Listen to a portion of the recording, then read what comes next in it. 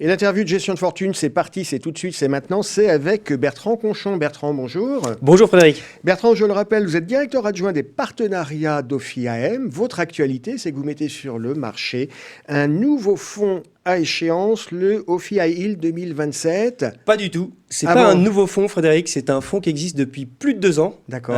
OFI High Yield 2027, effectivement, et que nous offrions déjà à nos clients institutionnels. Et effectivement, ouvrez. Voilà, on ouvre le marché pour les conseillers en gestion de patrimoine. Ça, c'est assez nouveau. Vous ouvrez le marché au CGP parce qu'il y a un petit effet de mode en ce moment sur les fonds échéances. Alors, un certain nombre de vos confrères en lancent. C'est un peu opportuniste, mais c'est bien parce qu'il y a des affaires à faire sur le marché. Alors oui, parce qu'il ne vous a pas échappé que les taux ont monté. Ouais. Les taux courts, les taux longs. Et c'est vrai aussi pour les rendements obligataires d'entreprise.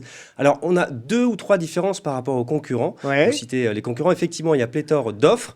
Nous, d'abord, on a pris 2027 parce que ça nous permet d'avoir une profondeur de marché, plusieurs secteurs, plusieurs entreprises de différentes secteurs. Deuxièmement, nous avons plus de 100 millions d'encours, comme je le disais. Et ça, c'est très important parce que ça nous permet de négocier au meilleur prix les obligations que nous prenons.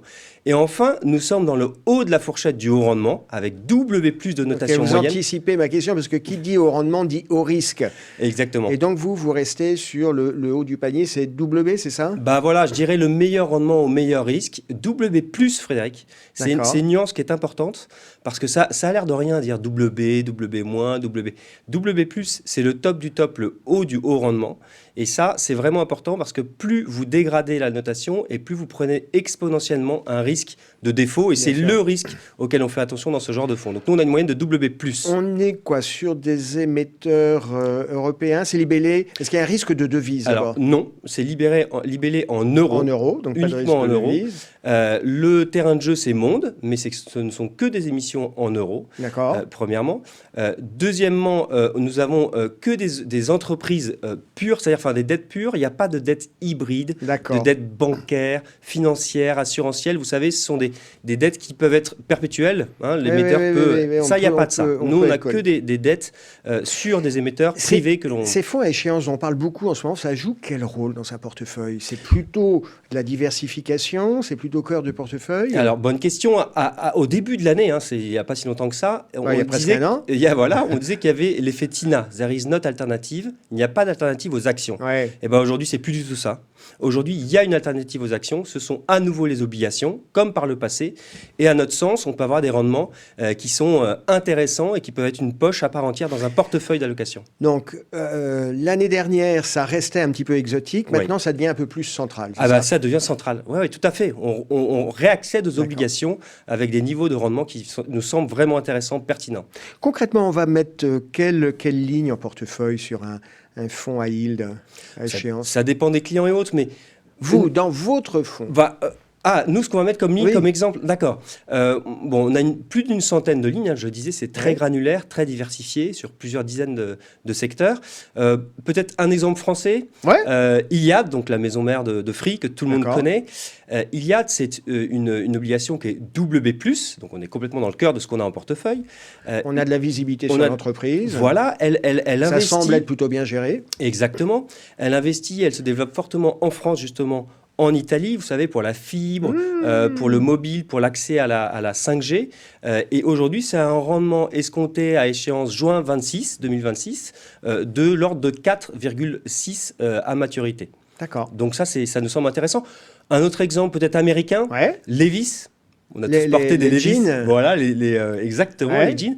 Une entreprise qui existe quand même depuis 1853, qui a été créée à San Francisco. Donc on a de la visibilité. C'est une entreprise que tout le monde connaît, 15 000 collaborateurs. Et là, on parle d'une échéance à mars 2027 et un rendement escompté à ce jour de l'ordre de 5,3%. J'attire l'attention des investisseurs que ce sont des exemples. C'est en aucun cas une préconisation d'achat. Et qu'on les a aujourd'hui, mais que les gérants se laissent l'opportunité de les sortir si jamais les conditions se dégradent. Ou si on ouvre le moteur et on regarde un peu ce qu'il y a dans le moteur. Absolument. Voilà, 2 exemples, WB+. Ça peut bouger. On a quel objectif de rendement sur un fonds à échéance à yield? Alors, ça dépend une fois encore du risque. Nous, vous avez compris, on est dans le meilleur de la notation. On essaye de mitiger. Voilà, exactement. Donc, nous, on a un rendement espéré au 22 novembre, donc à aujourd'hui, 2022, de 5,9 brut à maturité, hors taux de défaut, évidemment. S'il n'y a pas de taux de défaut, c'est le but des analyses de crédit. Et si l'on porte le fonds jusqu'au terme du 31/12/2027. Bien sûr. Bien sûr.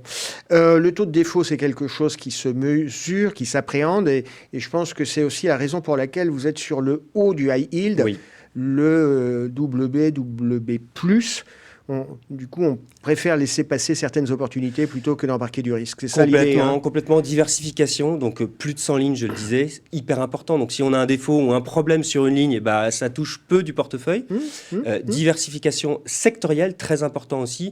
Et surtout, des dettes qui sont, pour nous, sur des émetteurs solides et qui ne sont pas sur des dettes hybrides. Très important aussi et très différenciant par rapport aux concurrents. Ouais. On évite les financières. Merci Bertrand d'avoir été avec nous. Merci Frédéric. À bientôt. Bonne journée.